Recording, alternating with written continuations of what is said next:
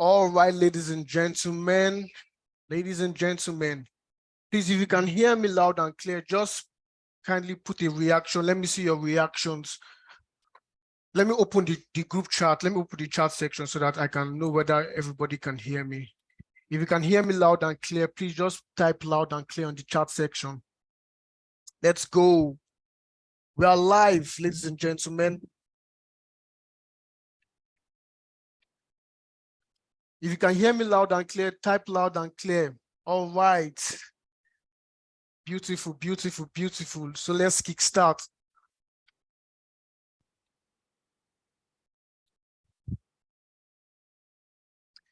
So, ladies and gentlemen, welcome to another exciting webinar series from Solvenix. I'm super excited once again to be your host, and we have a very beautiful subject matter we're going to discuss today. I, together with the second speaker, which will come on board. All right. So without further ado, let me introduce myself. My name is Michael Odeleye, and by the special grace of God, I'm the founder of Solvenix, and I'm also your moderator and speaker. All right. So I'm a digital innovation expert and also the founder of Solvenix, a digital brand, a multi-digital brand that provides expert guidance and resources in the field of blockchain and future smart technology. And today we have an exciting topic to talk about. So let me introduce our other speaker. All right. Crypto Homes, can you hear me? Yes, I can hear you loud and clear. All right. So you can go on, you can go from here. You can introduce yourself to our beautiful audience. Okay. Good evening, everyone. My name is Ibud Omega, popularly known as Crypto Homes. I'm so delighted to speak to us on this subject matter. We are going to be interacting, actually. We are going to be interacting. So if you don't know me, so you get to meet me now. I'm actually a one-time Binance and Bybit African crypto and blockchain tutor. So I'm actually passionate about the whole blockchain adoption and also impacting others with the knowledge of blockchain and DeFi, basically. Right. So my personal mission is to accelerate Africa's transition into a sustainable and developed economy by leveraging specifically on the use of blockchain technology and digital assets like cryptocurrencies. So that's why we are here. We're going to talk about blockchain innovations, and we get to explore the whole idea behind blockchain. Okay. So the writer once says that mediocre marketers think in terms of campaigns, great marketers think in terms of growth frameworks. That's Neil Patel. So what we're talking about, the whole growth framework concerning electoral processes. So we'll chat, we'll talk. Welcome, guys. All right, that's beautiful. That's just amazing. So let me go to the next slide. So the topic we're actually talking about today is actually beyond the ballot box, exploring the impact of blockchain technology on electoral process. Beyond the ballot box, exploring the impact of blockchain technology on electoral processes. Now, before we get to the impact of blockchain on electoral processes, all right, let's actually discuss the problems major countries face when it comes to, election, when it comes to voting, when it comes to the entire electoral processes as a whole.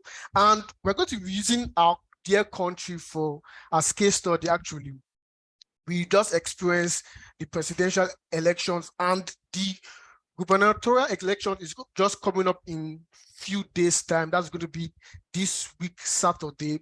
All right. And we had so much experiences that went on the presidential elections, and we're just going to talk about the problems that we face, and also going to look at problems that other countries face too.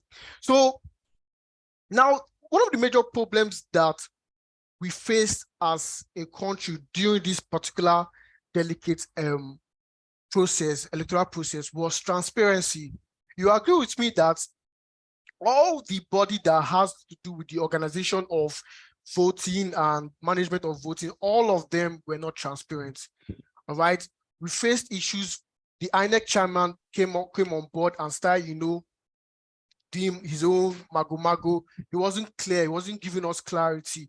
He was just, putting things that were just non and void, just to favor some part of, the political party. So that was one of the issues that we faced. We faced security issues.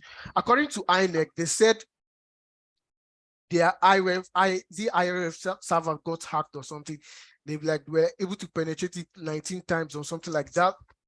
That was their claims, which personally I don't agree to that, because I feel Nigeria as a country, there's nothing actually. I don't know. That's my own personal opinion. Actually, I don't feel we have gotten to that stage where, I don't know, somebody is trying to penetrate your server. Everybody. I feel most of the youth out there were just, rooting for the presidential candidate Peter Obi. So I don't see as any means of you trying to, cause havoc on that IRX servers. So all of that, they're just manipulations and gimmicks the whole organization body tried to play during the whole electoral process. Another issues we faced was privacy of voting data and also voters fraud. We experienced some issues where you see small children between the age of 4 to 10 having access to voters card. That means they've gone through the voters registration illegally. All right. All of these problems could have been checked, but we know we're in a very beautiful country, and as a patriotic Nigeria, what can we say that we can just see, but we can't actually say anything. Our voices are not actually heard. That's one of the issues actually we are facing in this country. So we face transparency issues,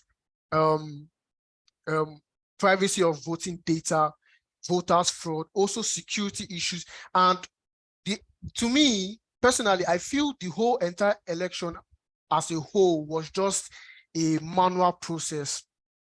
A whole manual process. We are still running elections as we are running elections 20 years back. We are still using ballot boxes. We are still using ballot papers. We are still deploying youth corpers under the sun to organize voting at this particular age and time. It's a very, very saddening, experience we faced as a whole country. So that's one of the key, key problems we faced during this whole presidential space and all. I don't know whether Crypto Homes, you have any other issues you would like to talk about before we move on to the impact of blockchain. All right. Thank you so much. My great CEO. He don't like me calling him CEO.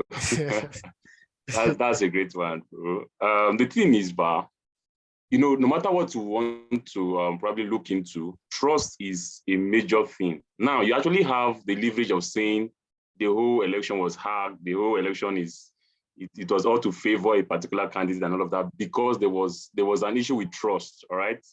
We were not able to trust INEC enough. You get that's actually one of the major concerns, because people need to have a system they could trust. Okay, we gave instances of various backlogs of the whole electoral process, and we are going to be looking into them as we move on. But trust is actually the major issue here. Nobody could trust the system, like you said. In the long run, everybody just felt, this thing is more like a manual voting, because nobody could say, like, how do they authenticate this stuff? How do I know my vote will count? Which system of trust is there that I will make sure that, okay, fine, I will just do this and go and sleep, and I will know my vote will definitely count? That was actually the issue, right? And we just watched everything passed by. Everybody was all youth. We're all about Peter Obi, blah blah blah. Yes, that's our choice. That's everybody's choice and stuff. But we saw how everything went, because in as much as you want him to win, but as long as there's no system for you to make that happen, people will just find their way around it, right? Because there's no system of trust. I feel that is actually my main point. Like, throughout this session, I've tried to hit the whole idea of trust and blockchain, the whole idea of trust in finances, in anything you want to look into, security and all of that. Trust is actually a major thing that any system could actually hold on to. Your banking systems, no matter what the innovations you want to put into place, it's just for those people to trust you enough, right? That's the same thing that happened in these elections. INEC will not be trusted. They gave this is the highest amount of funds that were raised for INEC, right? Over, is it 400 billion naira thereabout? And you spoke about beavers, you spoke about whatever it is, and all of a sudden you're giving us excuses. Like, you had over 3 years to plan for this, right? So it's just so bad that we could not trust the system enough. That's why you could make that statement and you said it was rigged. I wanted to say it was wrong. Like DJ, right? Exactly. The election was rigged. Yes, because we never trusted it enough. All right. There was no system of trust, really. So that's just my point. All right, that is a very beautiful one. And also another issue they face, you see, you mentioned they raised billions of naira trying to, organize this whole election. And to me, I feel all of everything, it just amounted to waste because, exactly, at this particular point, at this particular digital age, we are raising billions of naira and you're still deploying ballot boxes, you're still deploying ballot papers on the road and deploying core members to come and stand and organize. That is so backward. And I don't know. I hope we actually come to change, I actually come to, our right senses and do things in an automated format, in a way that will push everybody forward, in a way that people can actually see us and trust what we are doing. So, all right, let's move to the impact of, blockchain technology on the electoral process. Now, the very first one I want to talk about is increased transparency.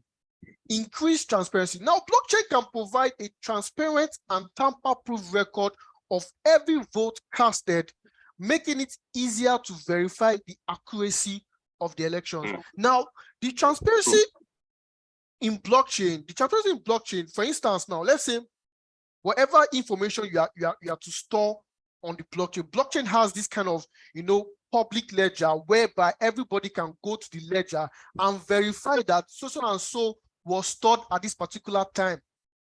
The instance of INEC, nobody could actually do that. It was only INEC and their officials, according to them, could be, they complained about most of the results were not uploaded. That was one of the issues we were facing.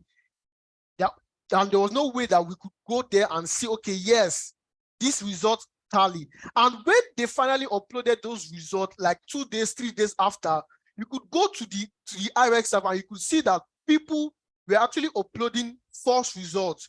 There was one case scenario like that somebody checked their server, their ledgers, and saw that a lady uploaded her face as results. You can imagine the errors that we are facing. So blockchain provides increased transparency. All right. You can go to a blockchain ledger, you can see all the transactions, all the information stored on the ledger, provided that blockchain is a public blockchain, because blockchain actually 3 types. You have the public, you have the private, and you have the hybrid. Public means everybody can see. Private is just for private organization. But for this particular electoral process, I don't think it has anything to do with private, because it's for the whole nation. You can imagine trying to get access for that, and you're just seeing cumbersome results that don't tally. People will say in their polling units, LP, that's Labour Party, won in their polling unit, and you go online, you see that is APC and PDP, they are winning there. There's no transparency, nothing like that. So what blockchain provides for this electoral process is, number 1, is increased transparency. So let's go to number 2. Now, the second impact that blockchain does is enhance security. Very, very important. Very, very key. You see, most times when you hear the name blockchain, what comes to your mind by default is security. And I'm going to explain why blockchain is one of the top secured platforms in the world currently. Now, blockchain has 3 levels of security. The first level is actually what I call the consensus mechanism, that is consensus algorithms. All right. And this is where, all the nodes, all the devices, all the nodes and devices like that, okay, all of them, they communicate with each other. All right. So for instance, now let's say Crypto Omega now, he's a voter and he goes in on a blockchain platform and votes for LP because, you know, Peter Obi is our preferred candidate. He goes in and votes for LP. Now, what happens is that all the nodes that, and the node can be like up to 1,000, up to hundreds of thousands. So all the nodes communicate with each other. All the nodes will verify that, okay, yes, Crypto Ohms just imputed Labour Party as his preferred candidate, and that particular information is stored within all the nodes. So for instance, like the case that INEC claimed that they tried to hack their servers. For instance, let's say a malicious person comes in and says he wants to manipulate or, you know, wants to change figures. What is going to happen is that since all those nodes that have stored the same information that Crypto Homes have passed in, and he changed the information for a particular node, since all those nodes communicate with each other, they will like check and verify that, okay, I'm having Crypto Homes voting for LP in order, in all of us, we are like, the rest of us, we are like seeing that Crypto Homes has voted for LP. But why is it only this particular node or this particular set of nodes that is saying Crypto Homes has voted for APC? So as they've communicated with each other, as they verified the whole process, they flag it and they return that particular information to default. A very, very powerful security concept, consensus mechanisms. All right. Now, the second one is the immutability. Blockchain is immutable by nature. All right. You cannot, any information stored in a blockchain, you cannot just go into it and start tampering it. It won't work. You can't change any information that is stored on the blockchain. All right. So you can only add to that information, but you can't change it. You can't delete it. It is stored there. It is stored forever. That is one of the second security measures of blockchain. Now, the third one is a very beautiful one. Is the normal cryptography, whereby it's actually the encryption and the decryption of data stored on the blockchain. All right, and there are different types of cryptography protocols out there, but blockchain itself has a very, very unique cryptography, which I'm going to explain in this meeting. Now, we have the MD5, we have the SSL, we have the SHA, all right? But what Bitcoin, let me use Bitcoin for instance, what Bitcoin uses to encrypt and decrypt its data, its information, is what I call the SHA-256, actually the double SHA-256, all right? This is a very, very powerful cryptographic concept or protocol that even top organizations like NASA and CIA they use. But NASA and CIA, they only use SHA-1, that is SHA-1 and SHA-2. They only use those kind of cryptography. But Bitcoin as a whole, Bitcoin as a cryptocurrency, as a fintech or platform, all right, uses the double SHA-256. That means it encrypts and it decrypts twice, which I've never seen any kind of security platform out there that does that kind of security. So 3 ways it enhances security: the consensus mechanisms, immutability, because blockchain by default, its nature is immutable. Sorry, you can't change any information that was stored in the blockchain. It won't work. And the third one is cryptography, using double SHA-256 as its cryptography protocol. All right. So another way blockchain impacts, the electoral process is fraud prevention. All right. And I think I've explained that one, fraud prevention. And a very way to counter fraud is when, for example, during the registration process, because whatever idea, whatever stuff you are putting on the blockchain, you can't change it. So for instance, if crypto ohms are stored his information on the blockchain, and someone else is trying to use his information, it's going to get flagged because it actually prevents the whole fraud process. Do you understand? So blockchain prevents fraud, all right? And whatever this guy has actually imputed, you cannot go there and start duplicating it. It won't work, all right? It is only based on his unique identity on that blockchain. The identity that the blockchain ledger has provided crypto owned, it only works that way. So a third party can just come in and just say, okay, let me just change something. Let me use crypto's owns data and get access to something. It won't work. All right. Let's move on. Now, another way is improve voters' identity verification. All right. Verifying the voters. Now, in our case, for example, Nigeria as a use case study, we experience, small little children, registering, becoming eligible voters in the north, and this kind of stuff. To me, I feel personally, you don't even need blockchain to how will I put it now, to counter that, because it's just negligence on our leaders, because I think they allowed it, and by default, the default technology, the default digital solutions that you can deploy or you can implement can actually counter this. We have various of identity verification. We have the NIA, we have BVA, we have so many of them, and those are actually working. So, but with blockchain, you can actually improve all of that to actually reduce the risk of voters fraud and ensuring only eligible voters are able to cast their votes. So at this point, I'm going to allow Crypto Ohms to, take over and fire on. All right, Crypto Ohms, over to you. All right. Thank you. My blockchain boss, like, that's giving me vibes. I love the fact that you understand blockchain, right? Makes a lot of sense. See, let me start this way, okay? I spoke about trust, and we are trying to now look at the various ways blockchain could help the whole electoral processes.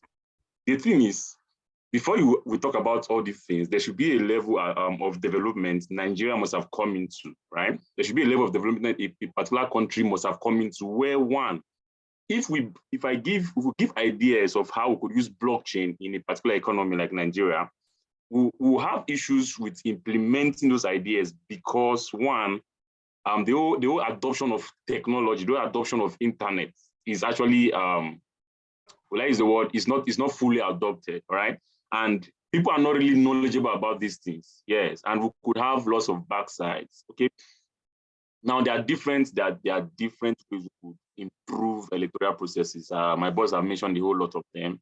And you see, I was actually trying to link this whole idea to censorship. Like, no, not censorship in terms of the whole censorship resistance of that blockchain offers. No, and censor, like the whole idea of a particular economy, knowing the amount of persons in that is contained in that economy, knowing their age at every point in time. Now, before we even talk about elections, that alone should actually be fixed, because if we have issues with that, one way or the other, they will still have issues with implementing elections using blockchain. Because, okay, like the thought I actually have is, I'm actually sharing this idea.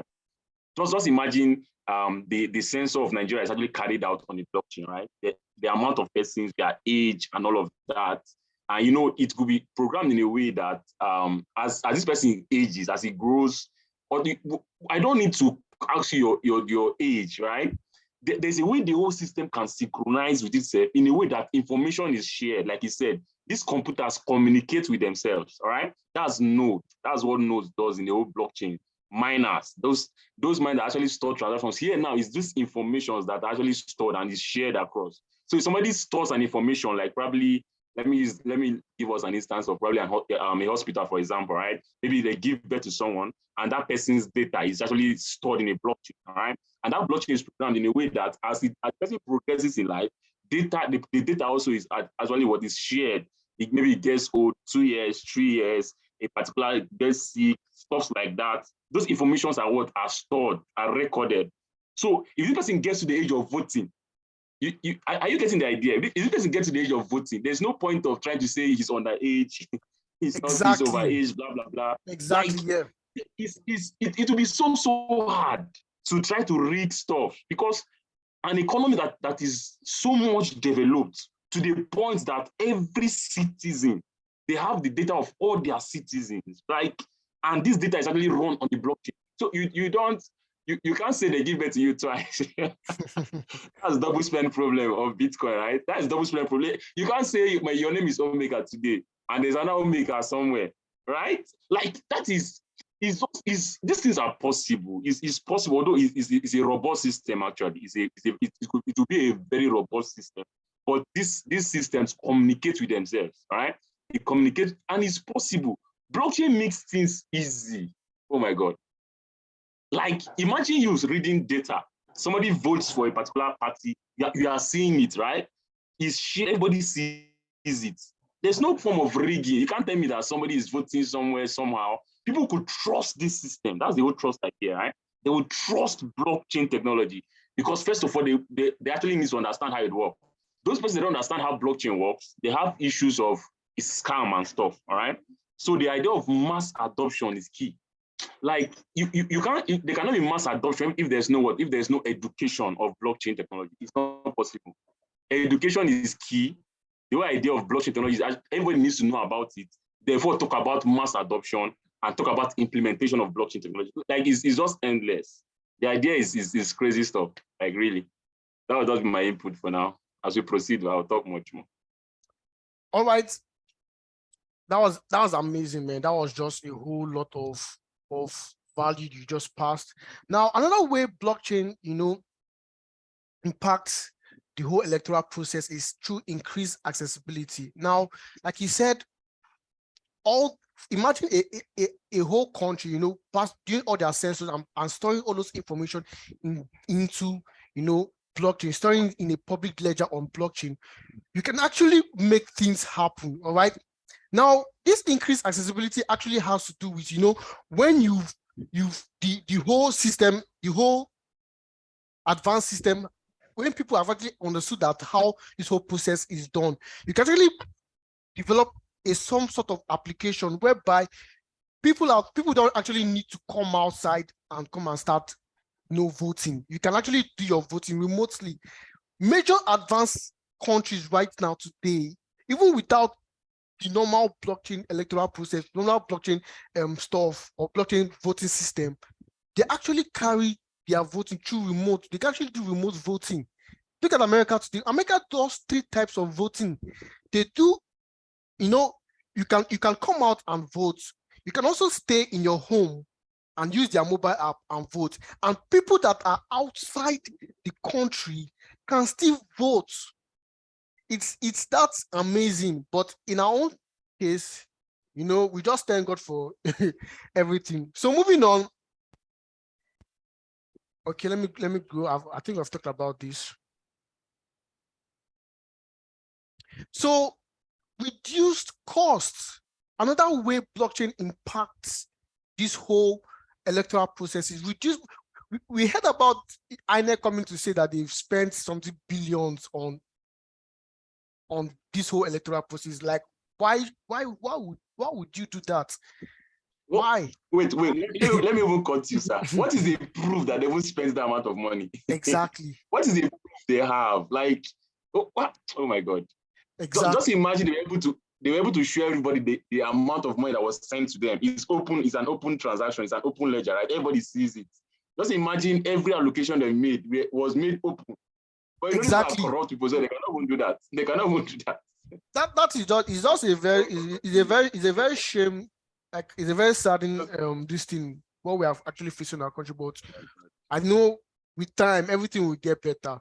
So now, like the reduced cost aspect I was actually talking about, they said they spent billions, in their allocation in what do they call it again? What do they call this thing? Logistics.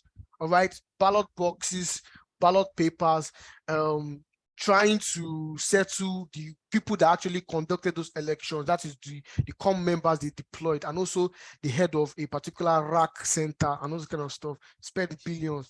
But all that can be reduced. You don't actually need to come outside and vote. Countries like Canada, countries like Russia, you don't come outside and vote. You do everything from your house.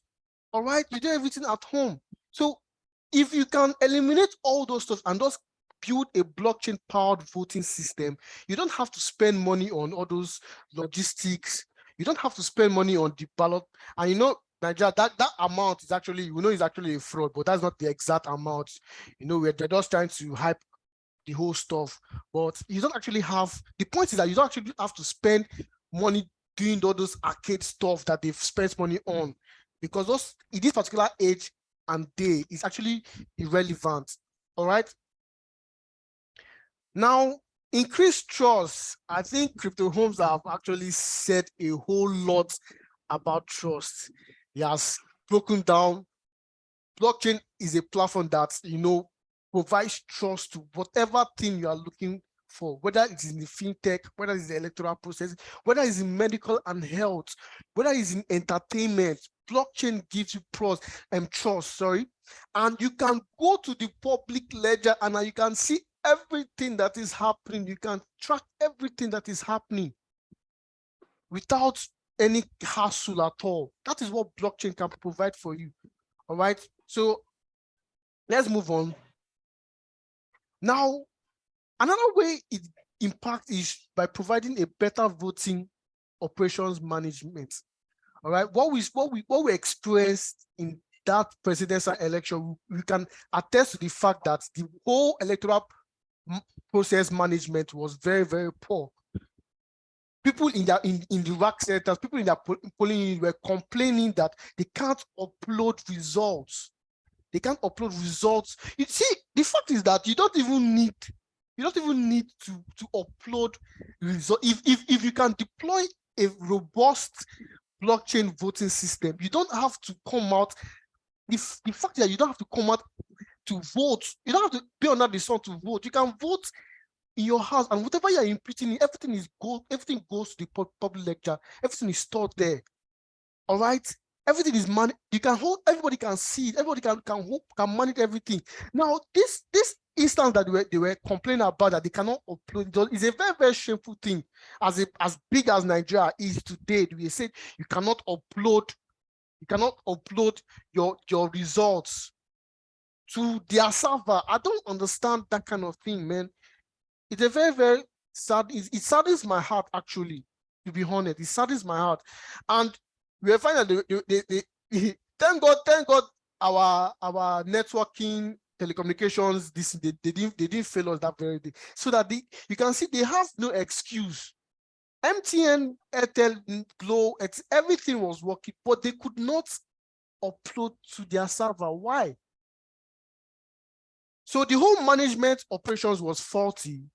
Even when we are collating the results, you don't even have to be collating, you don't have to be counting the results one by one. Like if we see the whole process, like this electoral thing went through, you have to like collate at that particular polling unit. Then all those the several polling units in that particular region or area, we have to collate it before they transfer it to a local government, or before they can transfer it to the state, before they can not transfer it to Abu. That was just so archaic.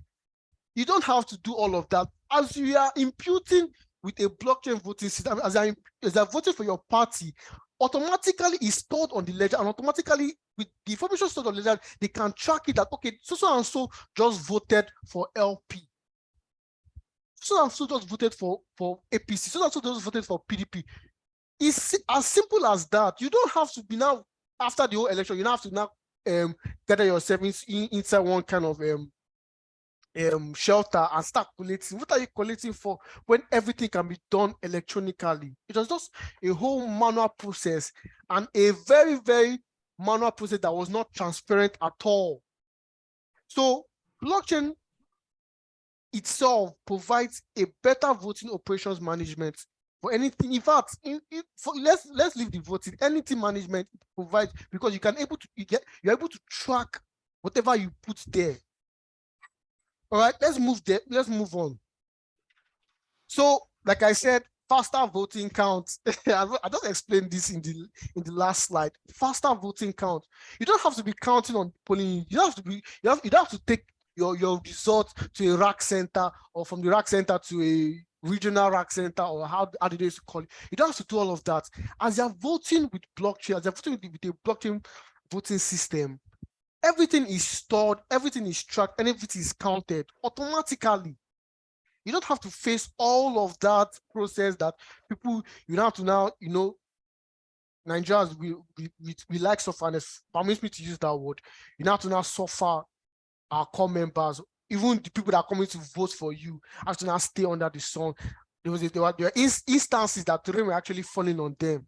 All of that could be avoided if they channeled that allocation of funds for this election into a proper blockchain voting system. All this will have been avoided.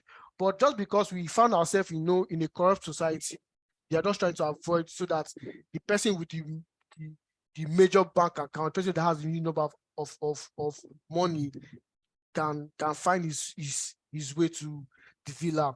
So it's a very saddening case for us. All right. So let's look at real world examples of how blockchain-based voting system works. All right. So let me pass this on to Crypto Ohms. Crypto Ohms, you can take us from here. All right. That's a great one. Thank you. Now, I think I listened to Peter Obi making some statements, all those videos on Facebook and stuff, and I overheard him saying how, I think he was trying to answer the question on how to fix Nigeria economy, the whole idea of petroleum, blah, blah, blah. And he said it's nothing hard for you as an economy to actually copy from others. You get? Yes. If you see something that is not working on your own system, look for that system that is working and try to see how you can bring it into your own system. That's how it works. The truth is, no matter what you want to do, there's somebody out there, or there's an infrastructure that is actually working somewhere. So you as an economy, you try to just see how you can actually do what they do. It's also sad how our country, we don't really embrace innovation. Yes, I know there are some persons that do and all of that, but really, they've gotten to see what innovation could bring. They know what is obtainable with innovation. So there are some innovation they will just not want to accept. There are some they will just choose to accept because they know it's going to do them more harm than good, right? But real world examples of blockchain-based voting systems, there are actually various countries, right? From research, there are various countries that have actually carried out these. They are actually well developed, really. They are well developed, and they got to an extent of what imbibing the idea of blockchain, and they held series of elections, and it went so well, so well, and it fosters the process, like we've spoken before now, the whole things that are obtainable with an election that is done with blockchain, the whole reduction of costs, all right, and the whole idea of management. Like you can imagine, I think he actually spoke about all of that. I don't want to just talk a bit on what he said. The whole idea of probably you voting and saying your vote is not counting. The whole idea of papers. They're saying papers are very, very expensive. I think I did some printing work like 2-3 days back, and excuse me. And oh my God, it was so expensive. I was wondering, these are stores we do way cheaper back then. So you can imagine the millions they won't spend in that alone. But if you're using infrastructures like blockchain with the whole innovations in technology, you don't spend on that. You don't spend on transportation, right? You don't spend on paying incentives to a whole lot of core members that are not even educated enough to even operate beavers. like a lot of things, really. But if they actually use this system, it reduces a whole lot of things. It's an open ledger. It's all sweet. It's open source. You are kind of transaction. Everybody's reading. You can actually see it. You can just see it. It's open. Everybody reads it. I think like it's over 5 years. Is it 5 years or so? I think it should be way more than 5 years. It should be up to 10 years now. We were just watching the electoral process of, is it USA? I think USA or one of these foreign countries. So I'm talking about most of them. But this one is actually what I experienced. Like I experienced that one live. I saw how it was actually reading. You get, people were voting and it was reading live. Everybody could see it. Then I never knew. Funny enough, I never knew what blockchain was. Then you get. I just saw it and I was like, wow, this is cool. I never got to just check the tech behind it and stuff. It was later on I got to know that wow, that those things are actually obtainable. Okay, there are actually various countries. There are various countries that use the whole idea of blockchain technology. We're going to be speaking just briefly on them. Estonia is a well-developed country, and they are actually the first country that use blockchain-based voting systems. You get, and lots of countries actually copied from Estonia, and they saw how it was easy from their whole analysis and breakdown. It cost them way less rather than doing the whole manual electoral process. And lots of countries just try to copy from them. And Estonia has even gone way more than just voting. They actually use blockchain technology to actually carry out live case scenarios. Okay? They have the idea of smart cards and all of that, just to help their government services. So you can imagine beyond elections, these guys have gone way into transactions, all right? The whole idea of remittance that you actually do with your whole having banks, sending money. Even today alone, I had that very annoying experience with my cousin brother. He went to the filling station to get food and all of that. And they used his card to make payments. And he was debited. What I teach in class. It was so funny. It was so funny. It was debited and they said issuer, blah, blah, blah. You get all those error. And the money left his account. So I just smiled. I just laughed. And I was just telling him, I was already telling them there, yeah, the way if it was cryptocurrency, we don't have all these issues. You get. So Estonia has gone way more than that. These guys have, in their whole government services, their whole finances, payment, remittance, they've tried to use the idea of blockchain because they know that fine, we can do this thing and to help our economy. They know they will actually save more and spend less. True, you don't have issues of unnecessary expenditures here and there, right? And these guys, you can actually do your research. They are well developed and actually use this technology in real world applications, like real world. It's beyond trading. It's beyond crypto. Yeah, I say that in class a lot of times. It's beyond crypto. Crypto is just the first stuff, but the real deal is in blockchain tech. Like it's crazy, guys. It's crazy. Another country we have here is Canada. Yes, all of us we know Canada. Canada is developed, so to say. And it's another country that actually used blockchain-based voting example. The Chamber of Digital Commerce, Canada, recently stated its first adoption of blockchain in the election and are guiding all political parties in it. So everything is well recorded. It's well recorded, right? Different parties, everybody that is coming to vote, your party name, all those things, they are all synchronized. It makes work easy. It makes work easy. All right. That's why these guys are developed. That's why you hear a country say they are developed, underdeveloped, and all of that. Because they've seen how they could use this technology to their own advantage. To their own advantage. Why wouldn't they be developed? When they don't spend excess funds for irregularities, they don't spend funds unnecessarily. They don't spend funds because they want to what's that word? Because they want to there's a word for it. I've forgotten that word. Not stealing.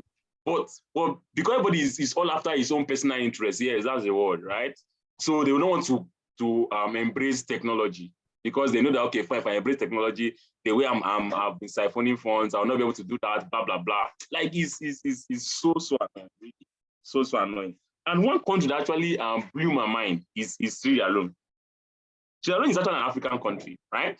And for an African country to actually use this is Nigeria will say we are the what of giant of Africa, whatever, biggest country, just have that name. And we could not try to see a way of using tech. Sierra Leone is another country that is using blockchain in voting, right? More so, they already conducted a blockchain-based vote and reviewed how the system is working in reality. So the government wants to increase the level of transparency and trust in the system and make sure it's a fair chance for everyone. It's just so clear. Imagine government trying to push this thing. Imagine government trying to see beyond cryptocurrencies. I think it was last year there about where the whole idea of CBN banning account for crypto, blah, blah, blah. Like, you don't even know what's up. They don't even know what is obtainable in this thing. You get, yeah, they are all around banning accounts. You don't try to see the good part of innovations that are found in this state, because you just feel people use them for scamming, fraudsters. Of course, they have all of that, but really, you should look beyond that and see how you can use this to bring development to your country. Imagine an African country that actually carried out their first blockchain-based voting system, and they are giving reports about it, how to work on the transparency of the system and how to make it much more effective. You get, so it just makes a lot of sense. There are actually countries like Russia, there are countries like Switzerland, Denmark, Australia, South Korea, and a lot of countries. Because of our time, we don't really have time to really talk about most of them. But really, they've seen how they can use blockchain to help in the idea of elections. Because people should choose their leaders. All right, you say you are kind of democracy. All right, everybody has a right to vote, to choose their leader. So give them a system that they could trust. Give them a system that will make them know that their votes will count. After the presidential elections, I'm not going to vote. I'm not going to vote for governorship election. I don't have that time to waste, because everybody is sad about it. Everybody is happy about it. Like, because we can't trust your system. Give us something we could hold on to and trust well enough, right? I just wish Nigeria can do something about this. So I'll just stop here. I see you can continue. All right, that was another amazing one. So let's move on because of our time. Okay. Now let's also look at industries that blockchain has also impacted. All right, industry that blockchain has also impacted, and the first on our very list is the financial industry. My goodness, blockchain has made financial industry to another level. It has taken financial from the normal financial industry that we are seeing it today to actually decentralized finance industry, where you can carry out transaction and everything on a trusted platform, and everything is being tracked on that public ledger. All right. Now, how has blockchain impacted the financial industry? Now, the default financial industry that we currently are facing, for example, I always like using Nigeria, because Nigeria to me is a very, very good case study, honestly. Now, because of most of our tech guys have actually relocated to Canada, I've seen better offers, they've seen a place to build their better future and all this kind of stuff. They've left the banks, and banks are actually facing some kind of hookups right now. Recently I sent someone, I did a transaction, I sent someone money, and it was actually the second day the person actually received the alert that, not even the alert, received the actual money, because sometimes you can receive the money without receiving the alert. But this case, it got to the second day that person received that particular transaction, which is very, very sad. All right, with Bitcoin, in fact, let's even leave Bitcoin alone. Let's look at other cryptocurrency. Let's look at Binance. With Binance, to do a transaction, it doesn't take 30 seconds. It's gone. It reflects on the other person's end. Speed. All right, speed is there. It's decentralized. It's trusted. All right. One powerful thing, and one key thing, is that it's borderless. It reduces cost. If you want to do a transaction currently now from Nigeria, let's say you want to send to your brother in Canada or something, let me just paint how this whole fintech something works with all this body that governs fintech. Let me paint it to you guys. All right. So I want to send transaction to my brother in Canada. First and foremost, I'm sending the transaction with my bank. The bank has to obey CBN's protocol of doing that transaction. That's the first protocol that bank has to obey. Now, CBN has to now obey the international body. All right, there's an international body that governs all these transactions that goes from various countries. For example, you want to send money from Nigeria to Canada. There's an international body that governs that. So CBN has to obey their piece of code, their piece of software has to obey the protocols those ones have put in place before it can actually get to my brother in Canada. But with Bitcoin, with Binance, I can just get my brother's wallet address and it gets to him. I don't have to pass anything. It's borderless.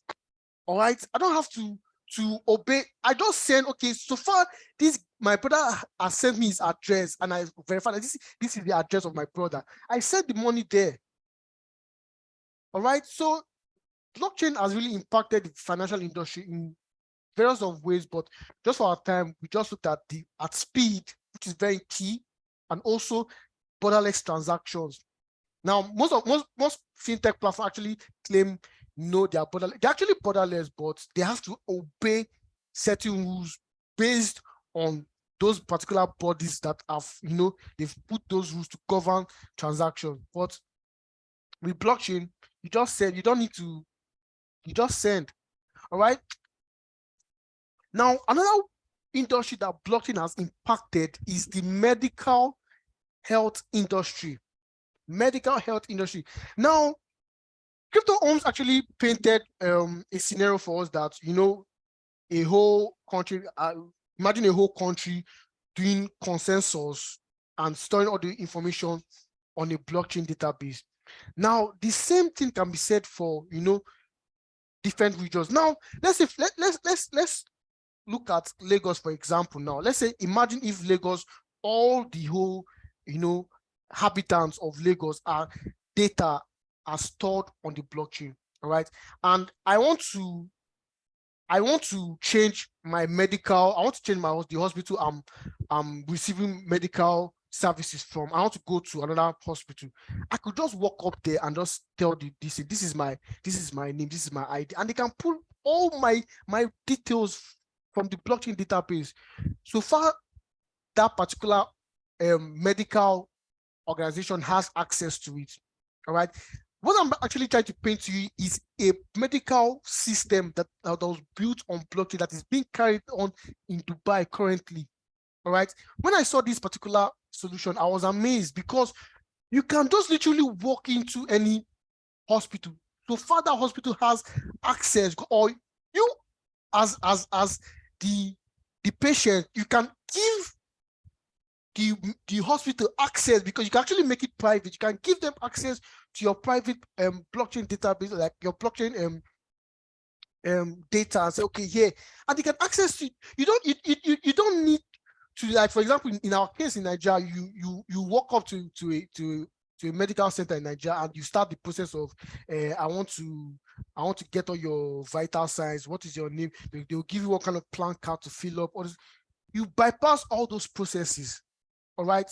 And you can see that whatever illness, whatever stuff that you faced in your previous hospital, your previous health center, all of them will be stored in the blockchain. And when you now come up to the new, or walk up to the new health center, everything will be pulled back up, and voila, they cannot diagnose treatment based on those previous data that was stored there.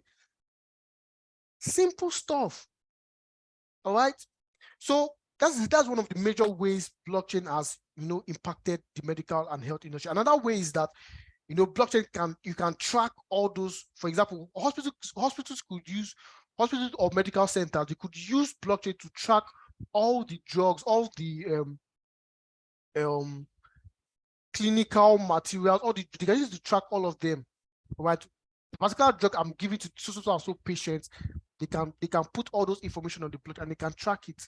So when next you come and you want to, I don't know. I think that was like 4 years back when I served in Uniben, and I was opportune to visit Uniben Teaching Hospital. Man, that place was what I call ancient of days, man.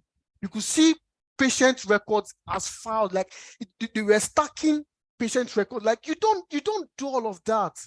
You don't do all of that. How can you keep track? Let's say there's an emergency now, and someone with serious health issues walks up to your hospital, to your medical center, and you start looking for the person's files up and down. You start. That is downtime. That thing can be very annoying. Very annoying. That is downtime. You don't do all of that. All right. So blockchain you can put all those information on blockchain, you can store those information on blockchain, and when the need arises, you can just instantly pull and retrieve those information and see what you're supposed to do, what you're supposed to diagnose that patient with. All right, let's move on. So supply chain management, all right, blockchain has really impacted supply chain management. You can see this is the picture you are seeing at the background here is a whole, supply chain where you have different containers with different products and different. You can use blockchain to store everything that you are seeing.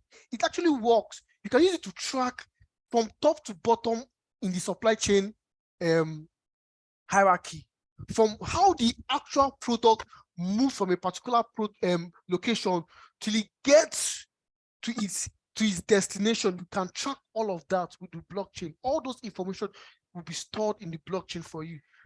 All right. So blockchain has really impacted this supply chain management industry too. Just because of our time, I'm not going to make things really quick and fast. Now, this is an interesting one. The gaming industry. The gaming industry. Like, guys, seriously, many people has made a lot of dollars, a lot of racks, a lot of cash from blockchain powered games that actually powered by blockchain. You get, and all those kind of games, we call it play to earn games. All right, and a very good example of these games, for example, we have the Axie Infinity. All right, we have Crypto Kitties and the rest of them like that. Now, all these games are powered by blockchain in the sense that whatever activities you are doing on the game, you can actually track it, and also you can actually put your how will I call it now? Let's say your game assets. For example, now let's say you have a character, you are trying to upgrade your character. All those elements that you're using to upgrade your characters in games. For example, you have this special. Let's use Call of Duty for example, because I'm also into games too. Let's use Call of Duty for example now, and we have some kind of cool guns, and you're trying to like upgrade your gun to suit you better for a next stage. All right. Now, that particular gun, after you've upgraded it, you can really put that gun in a marketplace where you can actually, for example, let's say you are fed up of that particular asset, you can actually put it for sale, and people will come on board in that marketplace to buy from you, and all those details can be tracked. Your assets in the game can become assets for you real life. You can monetize your assets in the game with blockchain technology. All right, and we have started seeing this movement, and most games these days are actually moving towards this trend of play to earn blockchain powered games. All right, let's move on. Now, the sporting and the esports industry, you can use blockchain too for all those esports industry that, for example, all those betting and gambling. You can use blockchain to store all their information to actually track what is going on. And for sports, you can use blockchain to store the health details of whatever sporting players. You can also actually use blockchain to do that, to save their details in blockchain, and to also track it also. And we've started seeing this kind of trend in blockchain, okay, where most how would I put it now? Most sports organizations, most sports teams like Man U, like PSG, and all of that, they are actually advertising for blockchain. Binance Binance actually started all this movement actually when you could see Binance in their major adverts trying to sponsor teams, even sponsor major leagues in the world. All right, which we've not seen before, which is a very trending and innovative aspect too. All right, let's move on. Now, music and entertainment industry. Of course, blockchain has impacted this, where, for example, this NFT of a thing. NFT is actually non-fungible tokens where you can actually turn an image, a video, music, whatever art into an NFT, making it tokenized and all this kind of stuff. All right, monetizing whatever creativity you have. That is what blockchain can actually do for you. And in the entertainment industry, especially in the music industry, when you have, you have loyal fans, you have a loyal fan base, and those loyal fans, let's say you release an album or a special track, and people tend to stream it. You can decide to allocate some certain percentage of the money you are making from all those streaming platforms to your fan base, to a certain percentage of your fan base, just because you're the first people to tune in and listen to what you have to say, what you have to give out. It's actually being carried out with blockchain technology. All right, there's this particular blockchain streaming app called, I think it's Aura Music. I can't remember the name. And when I discovered it, I was actually amazed. You will see top artists can actually come and use this app to give back to their fan base.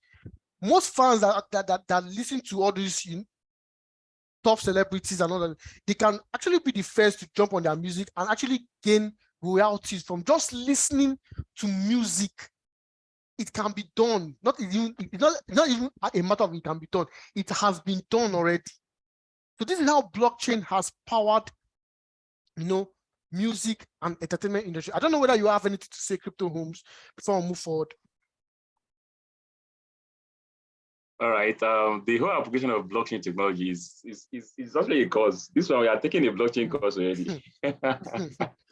Like the idea is endless. Is endless. Application is endless. Like what you've been trying to explain, and I believe the explanation you've given is fair enough. And the whole idea of the supply chain, finances, NFTs, game industry is also crazy, right? The application is crazy. It's very, very crazy, and it's something you need. It's something you need. They can be playing games for fun. Others are playing games to actually make money. You see that? There are ways to actually make your brand to be known and just you alone. Than the whole idea of counterfeits, the whole idea of how was that word again? I'm forgetting that word. Yes, copyright. Yes, the whole idea of copyright and all of that. You don't have issues with that if there's a way you can deploy your album. For example, the music and the entertainment industry. Let me just give an instance there. Let me say Whiskey or whoever that musician is. It's something that is happening. It's not about it's going to happen. This is actually in play. It's happening. There's some music you want to have access to. You need an NFT. Once you have that particular collection, you have access to that person's album, right? There are innovations like that. You get, so they will have the NFTs out there for sale. Once you can purchase it, you have access to the album. You get, but all the same, those things are actually there to help in a way to make these things to be real. But people always find their way around it. Maybe somebody will pay for that NFT, probably gets access to the album and broadcast it to be free and stuff. So all the same, it just lets you know that blockchain it's not even the future. Blockchain is now. Like blockchain is what is happening. It was 5-6 years ago, we say blockchain is the future, but blockchain is what you're actually using now. Okay, if you don't even know about blockchain, it means you're actually outdated. That's the truth. It's not the future. It means you're actually outdated. You have to try to understand how these things work, really. So our time is way, way fast spent. So let me just leave that here. Now, another way blockchain actually impacts the fashion industry. All right. Nowadays, we are seeing these kind of movements in the metaverse, and we are seeing top organizations like Nike, like Adidas, like Louis Vuitton coming up with some kind of avatar collection, avatar wearables in the metaverse.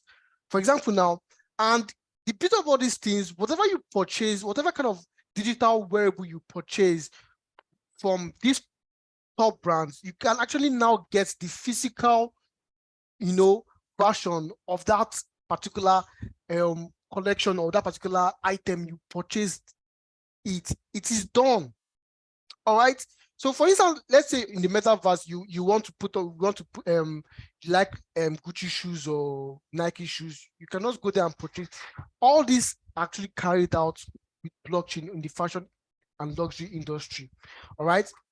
Now, legal industry, just like Crypto Homes mentioned, copywriting, you can actually deploy smart contracts with some kind of copywriting that backs you from that supports you, you know, when somebody's trying to claim whatever stuff that is not theirs. All right, you can use blockchain technology, actually smart contracts that's powered with blockchain technology to actually do all of this. It's been done. All right. Then we have real estate. All these omonile that, you know, they like to come and claim this is my land. No, this is not my land. This is your land. All this kind of stuff. You can avoid all these disputes, all these quarrels. So far, you have a kind of real estate platform that uses blockchain as, you know, is public ledger, where you can, you know, when you purchase a property from them, your details and everything will be stored on the blockchain, and whoever wants to come and start naming claims to your properties will be debunked, because whatever you've put there is actually yours. So this is how blockchain has powered real estate too. All right. So before we move on, I want everybody that is listening to me right now to actually take their phones and follow us at Solvenix. All right. Follow us at Solvenix. And if you are also enjoying this section, I just want to see your purple emojis in the chat section. Let me enable the chat section so that we can actually do that. Okay, it's already enabled. I want to see your purple emoji if you are actually following. All right.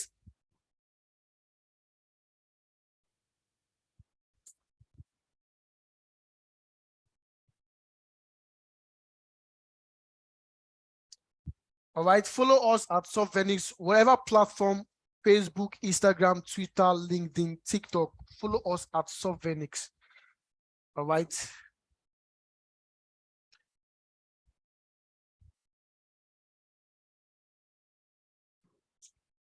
So let's move forward. Sorry. Let's move forward. Now, how can you make blockchain work for you? How can you make blockchain work for you?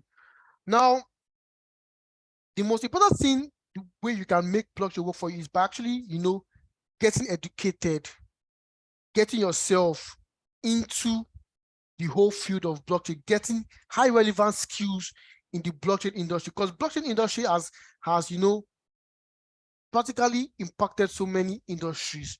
All right, whether it's the financial aspect of blockchain, whether it's the internet aspect of blockchain, or you want to become blockchain powers everything currently.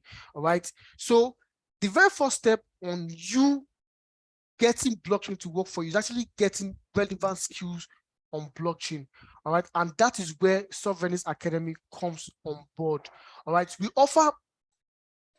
actually provide and offer expert training and resources for individuals and businesses to stay ahead of the curve in this rapidly evolving world of blockchain and digital currency. And right now we have blockchain courses that you can jump in if you want to make blockchain work for you, if you're interested in getting actual skills with blockchain. And the blockchain courses we have right now actually divided into two.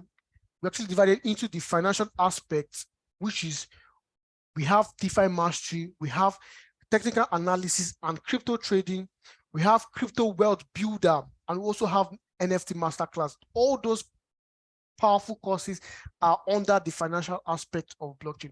DeFi mastery is where you get to learn about decentralized finances and making it work for you. You're going to get insider tips, insider secrets on how you can navigate the whole DeFi marketplace and milk from it easily. All right, you're going to get all of that stuff. Then also technical analysis and crypto trading, where we're going to teach you how you can master precision trading in any financial market, whether it is the cryptocurrency market, whether it is also forex market. All right, we're going to teach you all of that. All right, then we have crypto wealth builder. We're going to learn 5 powerful secrets, philosophies of building wealth leveraging on cryptocurrency. All right, a very, very powerful course. Then you have the NFT masterclass where you're going to learn how to build your very own amazing NFTs and monetize from them. Then we have, moving to the technical aspect of blockchain, we have 3 courses under these categories too.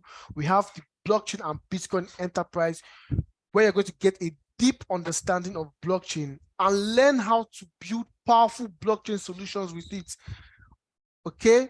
Then we have the Web3 developments, where you're going to learn how to build powerful decentralized application with Solidity and Moralis. Now, Moralis is a very special framework, and I like to call Moralis the Firebase of blockchain. All right, Moralis is a very, very powerful blockchain, and you're going to learn a lot how you can deploy Moralis, how you can integrate Moralis with your projects and build amazing stuff with it. You can build your wallet application. You can build a whole NFT marketplace with Moralis.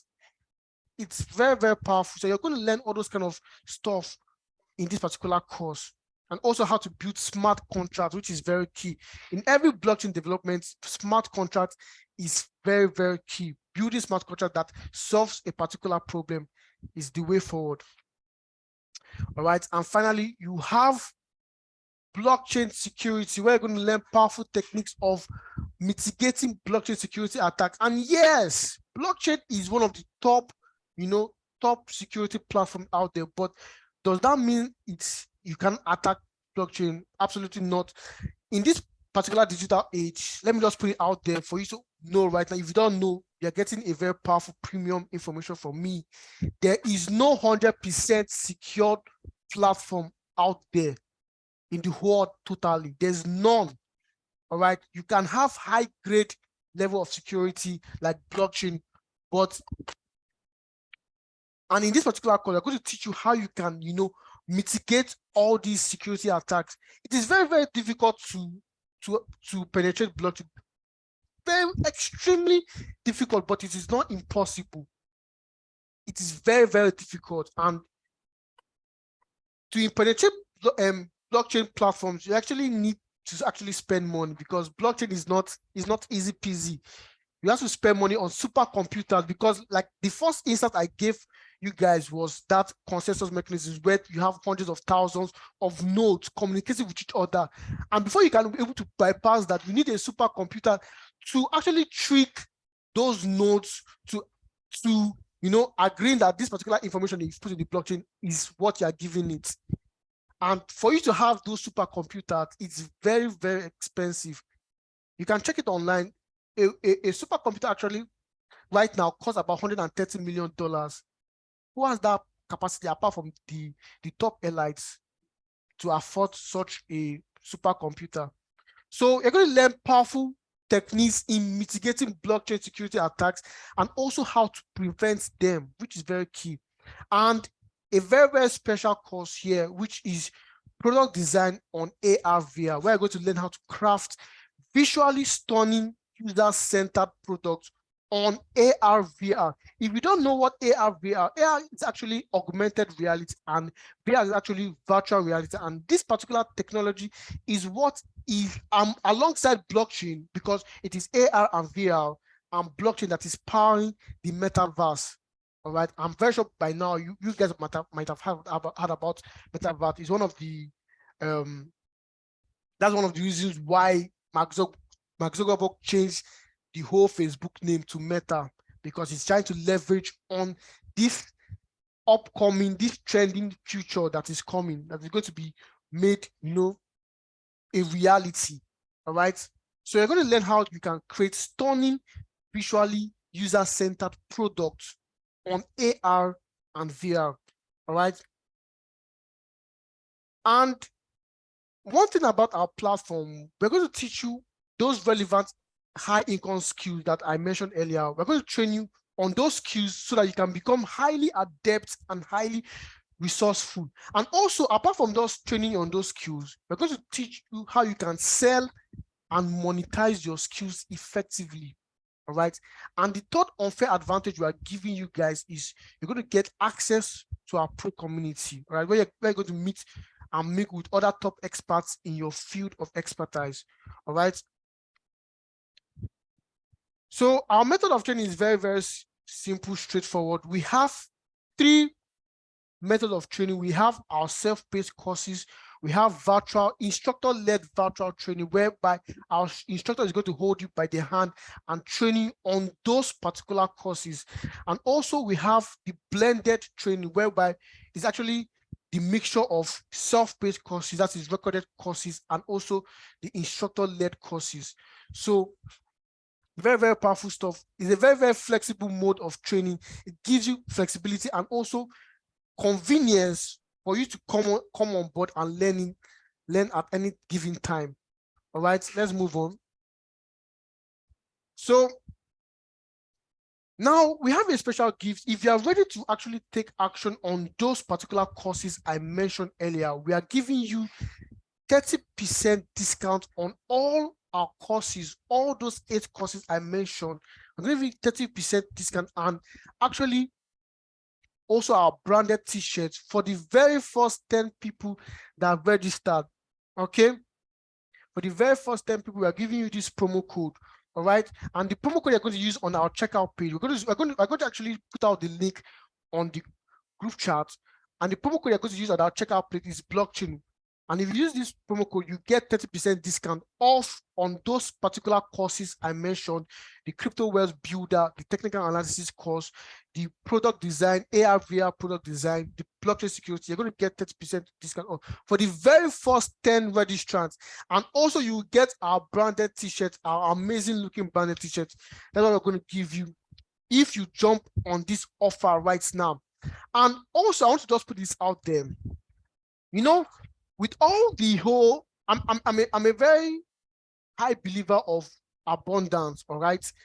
Especially when it comes to online, especially when it comes to digital abundance. And I believe there's abundance digitally, there's abundance everywhere, regardless of whatever situations you're passing through, regardless of whatever issues. You know, there's chaos, there's poverty, regardless of all of that, there's abundance. There are people that are making big in life, and that's why we develop Softvenix as a platform where you can come on board to learn, and also you can earn from us. All right. So if you're interested in learning from us, we got you covered. If you're also interested in earning from us, why not? And that's why we've created our amazing affiliate platform where you can earn up to $200 every week promoting any of our top courses as an affiliate. All right, so you learn and you also earn. But if you're interested in learning, why not give it a try? If you're interested in earning alone, why not? All right, so if you're interested in earning as an affiliate, all right, just in the group chat, just put affiliate so that I can send you the link to your DM, the link to register as an affiliate so that you can start earning up to $200 every week. And one beautiful thing about our affiliate is that once you come on board, you don't need to start looking for how to, you know, come up with different creative, different graphic design to sell any of our courses. We already have that done for you. We have powerful marketing assets that can help you promote what you're trying to do. All right, we have up to like 15 different communications, all right, and also up to 20 video assets that you can plug and play in any traffic generating source that will fetch you money. So if you have a list of, let me say you have like followers in your Instagram and everything, and you're trying to monetize those followers, you're trying to monetize your list, our affiliate platform is the perfect opportunity for you to, you know, get all that done. All right, and with our marketing assets already done for you already, you don't need to start thinking of, okay, I'm going to hire a graphic designer to come up with the beautiful graphics to sell the course. No, everything is done for you. All you just have to do is register, then you go to our marketing tools and also pick whatever creative and the link, your designated link, and start promoting. All right, so you can earn up to $200 every week promoting our top courses. All right, so at this stage, I feel we have come to the very, very end of the course, all right, of this session. So if you have any questions, if you have any feedback, please just raise your hand. If you have any contribution, any feedback, any question, you can raise your hand, or you can just put your questions in the group chat so that we could answer them for you. If you have any questions regarding our affiliate, if you have any questions regarding coming on board and learning with Solvenix, all right, just put the questions in the group chat, and we ask, put the question in the chat section, and we'll come and answer for you. All right. Do you have anything to say, Crypto Holmes? All right, guys, I believe it's actually a very impactful session. Let's hear from you. Those persons that are actually online now, let's get feedback. If you have questions, contributions, anything you have to say concerning the subject matter, let us hear from you before we call it a night. It's a very, very great session. This is recorded. It's something I will listen to over and over again. It's something I will share to others out there. It's actually a very, very impactful session. Thank you so much, boss. You're welcome. So please do, if you have any questions, just put it in the group chat, any contribution. You can, if you have a contribution, you can raise your hand, and we allow you to speak. You share your contribution, you say your added value, you share your knowledge to the listeners currently here and people that are going to listen to this recorded session, because we're going to put this recorded session on YouTube too. So if you have anything to say, any added value contribution, just raise your hand and we'll let you speak. If you have any questions, I'm not going to give like a minute. Okay, we have someone.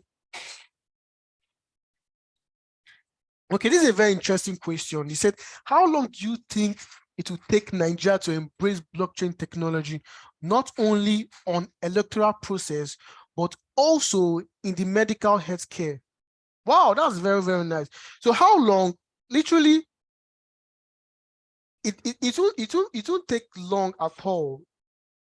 But the first step Nigeria has to do, to embrace all these things is sensitization. Nigeria has to, educate people on the importance of blockchain, because blockchain is a very, very robust system. Blockchain is an innovative, is a disruptive technology, and also is innovative tool that has come to stay and has come to, offer trust to existing platforms.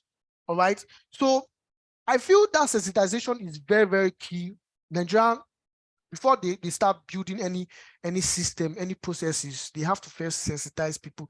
One of the issues that we are having with this current cash policy that CBN put in place, you can see it's like Nigeria is supposed to move forward, but at the same time, we are just stagnant. We're not moving forward. We're not moving backward. We're just stuck because they did not actually sensitize people that needed to be sensitized. For example, now, most market women out there that they don't actually, they don't use any banking app or do any engage in all these online transactions. They just do the normal, give me money and I give you what I'm offering, trade by barter kind of stuff with the Nigerian currency. They were not sensitized on this cashless policy. They were not sensitized on actually how to use bank apps. So when CBN brought up with their strict laws, they were complaining. We had so many whiners. It cannot work. It cannot this, that. How can you say we can only withdraw 20,000 per week, and if it's a business, it's more than. So it's crazy. I believe sensitization first. You have to educate people on blockchain before you start carrying out those processes. To me, carrying out those processes won't take long. Currently, we have blockchain developers in the world, even though they are very, very in their small numbers, but we still have in Nigeria, we have in Solvenix here, we have globally. So if Nigeria is really serious, after doing that sensitization, they can, bring people with that relevant skill on board and build systems that can play important roles in those industries. So apart from voting industry, they can also, deploy powerful. If Dubai can do it, if Dubai can deploy their medical system that is powered with blockchain, Nigeria can also do it. All right. So, but the first things, they have to sensitize people before they now start taking actions on how to deploy all this kind of stuff. Deploying will take up to 2 years. We can start having robust stuff. Even to even build your own cryptocurrency, which would even take you up to 2 months. Trust me, there are platforms out there, there are powerful platforms like Moralis out there. Moralis offers an API where you can actually build your own cryptocurrency and plug it to any particular blockchain network, whether you want to use Ethereum, whether you want to use Solana, whether you want to use Harmony, whether you want to use Cardano. It's done for you already. So it will take you up to 2 months to come up with your own cryptocurrency. And I believe it will take you up to a year to deploy all these, a blockchain medical system for Nigeria. So that's it for me. So if you have any other questions, please just let me know. Okay. Yeah, that's a great one. Let me just say something in 20 seconds. Okay. I was actually in a space, a Polygon ecosystem space, and they spoke about the whole blockchain innovations and stuff. And I actually made a statement. This is a very nice question, and I think you've spoken about it already. So the thing is, I actually told them is that it was actually an international space. So I told them that there can never be mass adoption, or there can never be mass adoption of innovation or technology without mass education, right? There will not be mass adoption of blockchain technology without the education of blockchain. It's just as easy as that. The same way we had issues with the whole adoption of in-era, the whole adoption of cashless policies and stuff. It's the same way they will have issues with it, because there's no education of the whole blockchain technology. So that's just the answer to it. It's not supposed to take time, but to take time if the education is not put in place. That's just it. I know Nigeria is actually trying. I think it needs that. There are lots of companies coming up with scholarships on blockchain tech and stuff. I think I had a couple of them, NITDA and all others, that try to just help educate people on blockchain. So without education, there will not be mass adoption, really. So that's just my So I'm going to allow Nduka Ifeanyi Chukwu to speak. She's raising her hand, so you can actually unmute yourself, Nduka.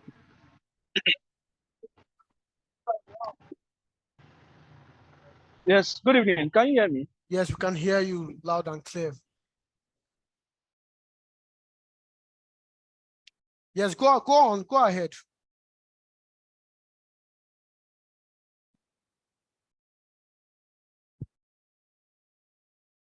Hello, are you there? You can unmute your mic. You can unmute your mic. Please unmute your mic so that we can hear you.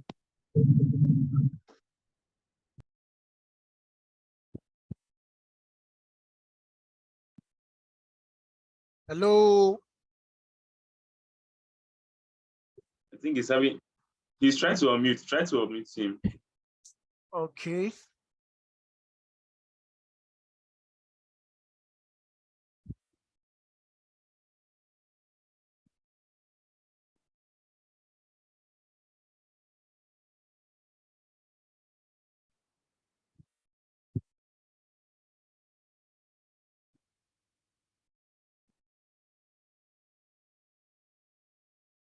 Okay, since you're having issues, you can just, make your contributions on the group chats.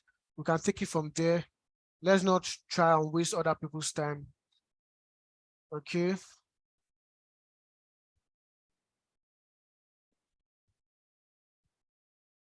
Okay. So just give me a second. Please try and unmute yourself, please. Try and unmute yourself. Now let's see.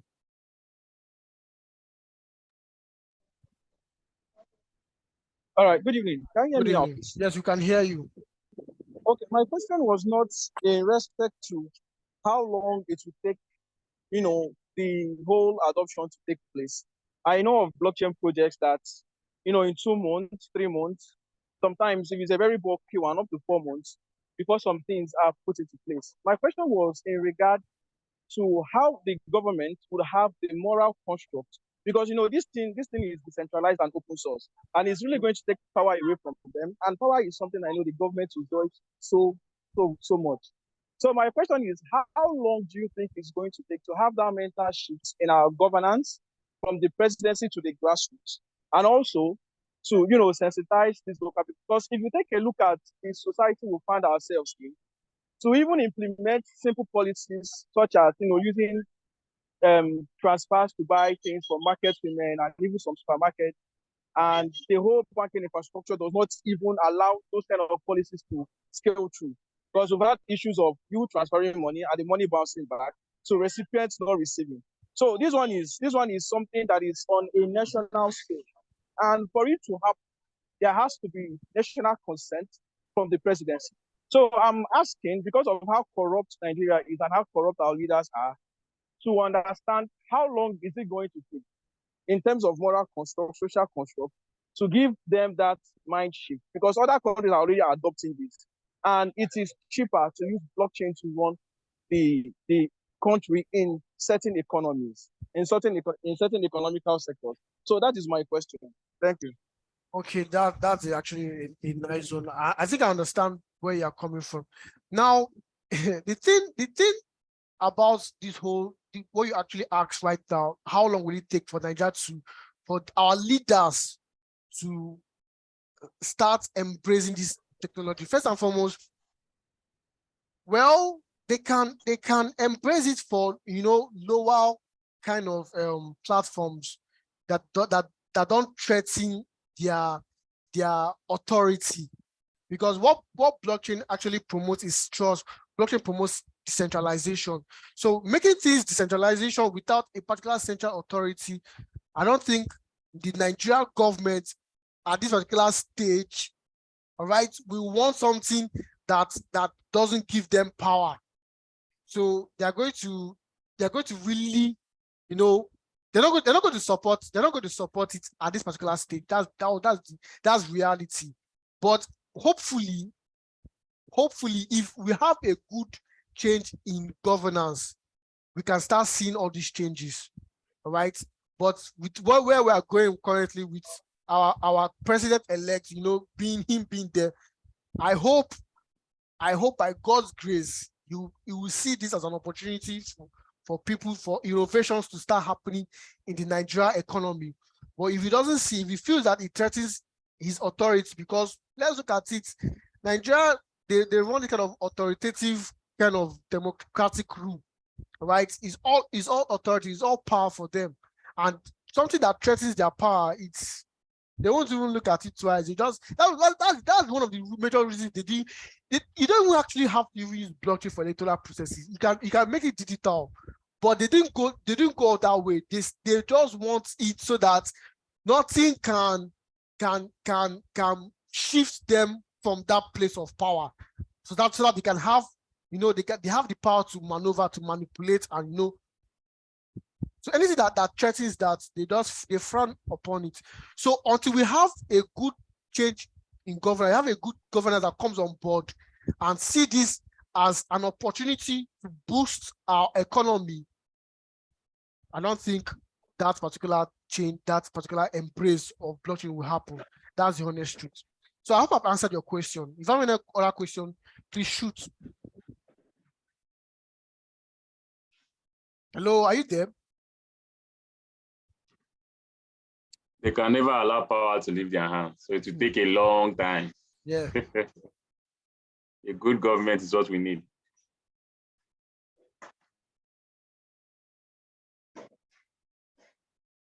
All right, so let's call it a day. I want to say a very big thank you for tuning in, and okay, this was the question side, and staying to this very end. And please, if you have interest, whatever offer we've actually stated earlier on, whether you want to jump in on any of our courses right now, or you want to become an affiliate, you want to become a tech evangelist with Sovereignty, you want to promote our brand and also earn as you are doing so in regards building your better future, please just let me know. Just put it in the chat section on our group chat, not Zoom. just type affiliate and I will send you the link for you to register.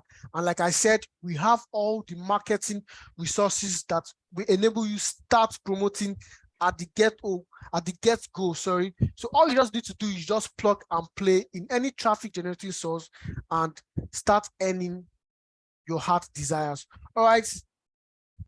Thank you very much. Have a lovely one, guys. We'll see on our next webinar. All right, thank you. Yes.